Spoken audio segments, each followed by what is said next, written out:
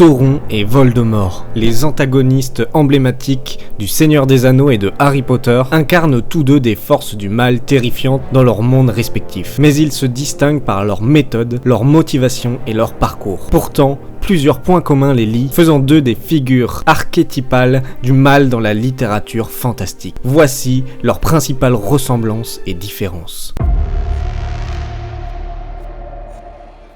En tant qu'esprit immortel issu de la race des Maillards, Sauron n'est pas mortel au sens humain, mais il a une obsession pour la domination absolue de la Terre du Milieu et le pouvoir éternel. Son anneau unique est un symbole de sa soif de contrôle, une part de lui-même qu'il peut utiliser pour manipuler et asservir les autres. Voldemort, autrefois Tom Jedusor, est un humain qui refuse l'idée de mortalité et de faiblesse. Pour se préserver, il crée des Horcruxes en fragmentant son âme, cherchant ainsi à vivre éternellement. Comme Sauron avec l'anneau, chaque Horcrux représente une partie de son âme, reliant leur survie à des objets puissants qu'ils doivent protéger.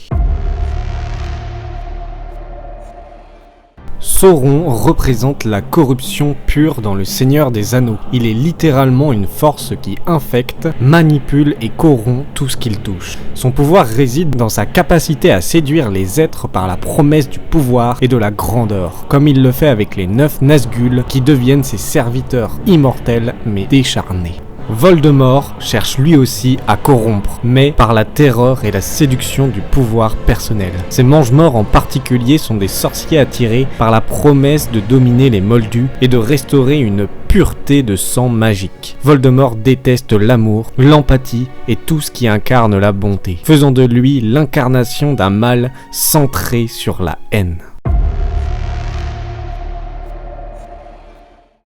Sauron manipule à grande échelle. Il ne se montre pas souvent physiquement, mais exerce un contrôle subtil et persistant. Il promet la grandeur et le pouvoir en échange de l'obéissance. Les Nazgûl sont l'exemple parfait de la manipulation de Sauron. De grands rois humains, ils sont transformés en spectres esclaves. Voldemort utilise également la manipulation, mais il le fait de façon plus directe. Il cultive une ambiance de crainte et impose à ses partisans une loyauté due à sa puissance magique et à sa cruauté. Bellatrix Lestrange, par exemple, est fanatiquement dévouée à lui, tandis que d'autres mange-morts le suivent principalement par peur. Sauron a son pouvoir qui réside dans l'anneau unique, dans lequel il a investi une partie de lui-même. Tant que l'anneau existe, une partie de son essence perdure. Même s'il n'a plus de forme physique, la destruction de l'anneau signifie sa défaite ultime. Pour devenir immortel, Voldemort crée plusieurs Horcruxes, chacun contenant un fragment de son âme. Tant qu'ils existent, Voldemort ne peut être définitivement vaincu. La destruction des Horcruxes est donc cruciale pour permettre sa mort. Sauron a sa méthode de contrôle qui repose en grande partie sur la terreur qu'il inspire et sur sa présence invisible. Par exemple, le Mordor, constamment plongé dans les ténèbres, symbolise la peur que Sauron impose. Son œil omniprésent incarne cette surveillance terrifiante.